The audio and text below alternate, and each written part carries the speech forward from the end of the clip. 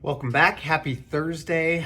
We have a short week here in trading this week after the holiday weekend, but a bit of a rally to feel good about here to start. So my name's Brandon Steele, financial advisor with Mainsail Financial Group, and our goal every Thursday is to bring to you the market news and bring some clarity around what's going on. Hopefully, weed out a bit of the noise along the way. So obviously we're in a bit of a shorter week here this week. Markets were actually closed on Monday for Labor Day weekend. So I hope everybody had a great holiday weekend. The weather sort of cooperated, so hopefully you're able to get outside for a portion of it anyways. But we jump right in to maybe starting by looking at Friday, because really that was the highlight of what's happened since. On Friday, we had the jobs number come out. And it was, you hear this term probably through the media. I mean, it really was a Goldilocks number, if you want to think about it that way. It wasn't anything to really hang your hat on because it wasn't a negative number. In other words, the market isn't considering that the Fed is going to be more aggressive based on this number alone anyway. And it also wasn't a positive number, meaning that, you know, the market may not think, or may think that the Fed can just go crazy. It was right in the middle. It was in the sweet spot. And so we saw the markets pull back a bit, I believe on Friday and then into Tuesday to some degree. But really it was a bit of a tricky number because it really didn't give us a whole lot of clarity one way or the other what the Fed may be doing coming up here September 20th. Important to note, obviously, and it's good, you know, if we back up, it's good to see these things. Good jobs data is good. However, you know, as we've talked about multiple times, we're almost in this scenario where good news is bad news in the short run because everybody's worried about the Fed and what may be to come. So anyways, the job numbers, obviously very, very important and honestly very good as far as just generally speaking goes for our economy.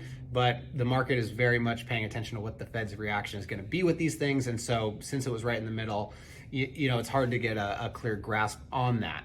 That said, I'll share a little bit more here soon, but we do have some inflation data coming out soon that will probably lead to a little more anticipation for what the Fed's going to share. We also had initial jobless claims come out today at 222,000, so a little better than expected actually today. And unfortunately today on Thursday, September 8th, I believe it is, Queen Elizabeth has passed away officially. So that's the big news of the day. You know, I'm trying to be honest with you, trying to get a better grasp on what that may or may not mean for the economy. Right now, the markets are up, so it doesn't look like it's having much of an impact directly at this point anyway, but important to note either way.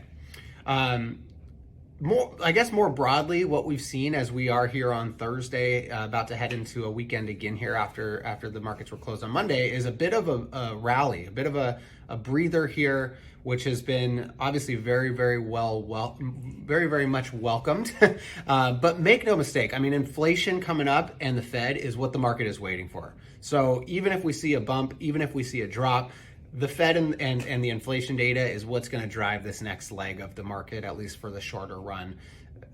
No question, right? So coming up next week, that's where we start to get this. We've got inflation data coming out on Tuesday, and we've got retail sales coming out on Wednesday. But really all eyes are on that inflation data point and what the Fed may do. That data point is really going to be, I've shared this multiple times with the Fed taking no August meeting, that really the numbers looking backwards were important, but this inflation data point is going to be the biggest driver and certainly market mover until the Fed talks coming up. So get ready to pay attention next Thursday. We'll definitely catch you up on what we've seen there and what we're kind of thinking that may mean for the Fed decision coming up on the 21st. So our question of the week is a great one. I want to thank Jeremy for sending this in. And really the question of the week is all about this as well. Surprise, surprise. But it's what to make of the Fed coming up. So let me back up a little bit here first off and share that the inflation numbers are going to come out Tuesday. I believe that's the 13th. And then we have the Fed decision coming up the following week on Wednesday, which I believe is the 21st. So those are the big dates to kind of pay attention to. Again, I think next Tuesday will really start to tell a story and give a lot of clarity about what the Fed is likely to do. But, as far as what to make of it at this point, given the jobs number last Friday, I think it's very hard to say. Obviously, if we look back the month prior, we saw a slowdown, not a reduction, a slowdown of inflation. And so this inflation data point coming up on Tuesday is very, very important. If we do see that is a data point that is continuing to slow, it's likely that the market may feel much more comfortable about the Fed decision, even if they're aggressive, knowing that maybe some of the work is done. Quite frankly, I think that it's, even if it slows down, I don't think it's going to be a significant enough number. Obviously very excited to see, but in the scenario that it's higher or still, showing signs of high inflation moving forward, the market's going to be very concerned that the Fed is going to continue to raise rates. And I think as we look forward to the 21st, that is the biggest thing. So we'll know on Tuesday, or at least have an idea of what the Fed is likely to share coming up on the 21st. But on the 21st, understanding what they're going to not only say as far as the decision, but what they're looking at moving forward is going to be the key. So obviously, as we get further into September, we're going to break that down when we do get the Fed comments. So in 2 weeks, we'll share a lot more on that. But in the meantime, that's really what we're watching. Jeremy, thanks again for the great question, and we'll send a coffee on me for the thought. But hopefully that's helpful. If you guys do have any questions, definitely let us know. You can drop them in the comments or send me a message directly, and we'll do our best to get to them moving forward here. Have a great upcoming weekend, and we'll see you next Thursday at 3 p.m.